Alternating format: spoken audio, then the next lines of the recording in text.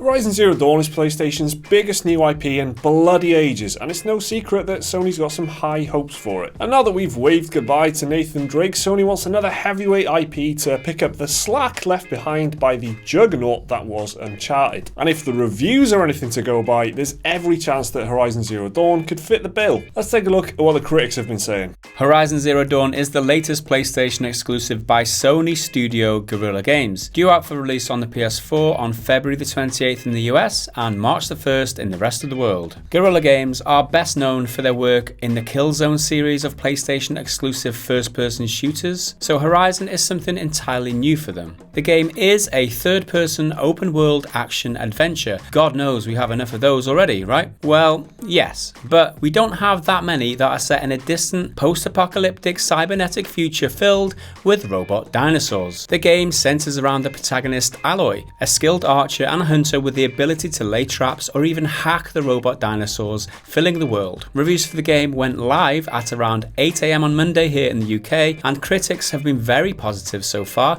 with the game holding a Metacritic score of 88 at the time of recording. So yeah, this game is getting some very high scores indeed. PlayStation Lifestyle leads the way with a full 10 out of 10, calling Horizon unexpectedly awesome and an early contender for Game of the Year. Giant Bomb gave it 5 stars and said it's Guerrilla's strongest release to date. Jim Sterling awarded a 9.5 out of 10 and said Horizon Zero Dawn is just brilliant. Despite its seeming unoriginality and despite containing so many open world trappings I'd ordinarily hate, Horizon is something special. IGN went for a 9.3 and described the game as a beautiful open world peppered with mechanical monsters that make for exhilarating fights. Awarding the game 5 stars, the Telegraph newspaper said Horizon Zero Dawn is a gorgeous and gripping apocalyptic adventure. Trusted Reviews gave 4.5 stars, saying the game is the most gorgeous console game ever made. And GameSpot gave 9 out of 10, calling Horizon one of the best open world games of this generation. Although not every critic was blown away. US Gamer gave 2.5 stars and said that the game is disappointing, calling Aloy a bland protagonist and highlighting overtly repetitive missions. And Destructoid were a little more lukewarm as well, giving 7.5 out of 10, saying Horizon Zero Dawn is a fascinating premise wrapped in a tortilla of tropes. A tortilla of tropes. Yeah, fair play, Destructoid. Pretty good phrase there. I like that. Tortilla of tropes. What is it?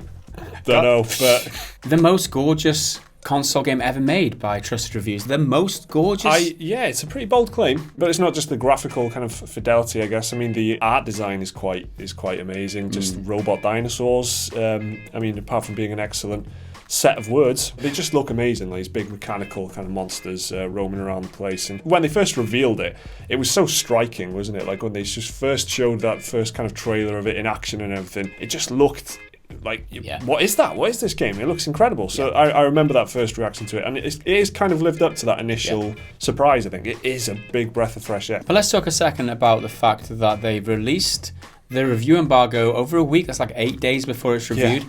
That shows a lot of confidence in the game itself. I think it's great to see. I mean, just in the face of what Bethesda are doing with, all of their games from now on, not releasing review copies of any Bethesda games, Skyrim, Fallout, those kind of Elder Scrolls, those series, they're not releasing review copies. Just because, they don't have to. They're not going to release review copies anymore. So this is a huge, I'm so glad to see this. It's been in the hands of reviewers for ages. They've had plenty of time to play it, and they've got reviews out a full week early. I'm just that alone, I'm very pleased to see. They've got a big pair of balls, haven't they, Guerrilla Games? They're confident in this game. They've got nothing to hide. They know the game's finished. They know everyone's going to love it, and they're seeing the reward from that. It's Sony have seen this game. Obviously, they would have made this kind of decision ages ago. They've obviously have a lot of faith in what Guerrilla Games are doing, and they've seen this game, seen the results, and they've thought, well, you know what, we can get reviews out early and try and inject some extra thing into the pre-orders. Maybe the pre-orders have been lower because pre-orders have been lower for a lot of games recently, so maybe this is a way to just inject some energy into their kind of the pre-orders beforehand. And fair play to them. If it's a good result and it's a good product, then they can show it off early. Then that's good. That's what we're all. That's what we're about on the channel. That's what we're preaching about: just transparency and no bullshit. A lot of indications that there are generic open world aspects to this game, but they do it in a different way. There's a lot of talk about how the lore is really rich and deep, and that even though it uses some of the generic open world ideas, it comes down to how you apply it, doesn't it? It's fair enough having all these, tropes, as you call them, that are kind of negatively and reusing stuff. Like, we hate that kind of stuff, in Ubisoft games. It's the same game all the time, all the same open world mechanics. Judging by the reviews, what the reviews are saying, this game has all of those elements, but it just does something different with it, and it speaks volumes for the world. If you create a world that's rich enough and make things like towers that reveal part of the map, if that makes sense and you can do it in an interesting way, then put them in your game, but just compare it to something like Far Cry or Assassin's Creed, where it is exactly the same system every time. That's when it becomes boring. You can use old ideas, but just do them again in an interesting way. I've got to say, I was pretty surprised by the positive reviews for this. I was expecting it to be decent, because Guerrilla Games, the Killzone series was very solid, the first one I thought was amazing. I loved the first Killzone, but they weren't that imaginative in terms of gameplay and things like that. So to see them apply their creativity and apply their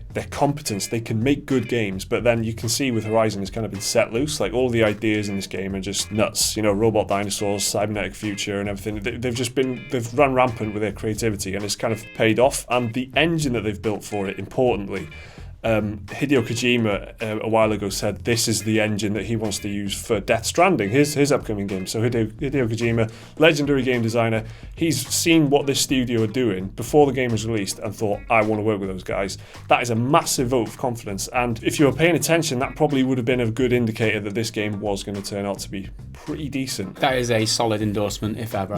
Exactly. So what do you think, guys? Are you sick of all these open world, generic type of games? Are you excited, in spite of that, for Horizon Zero Dawn? Again, let us know down in the comments. If you like the video, click the thumbs up button, hit the subscribe button. If you're new around here, check out some more of our content around about here, and we'll see you again in the next video. Until then, goodbye for now.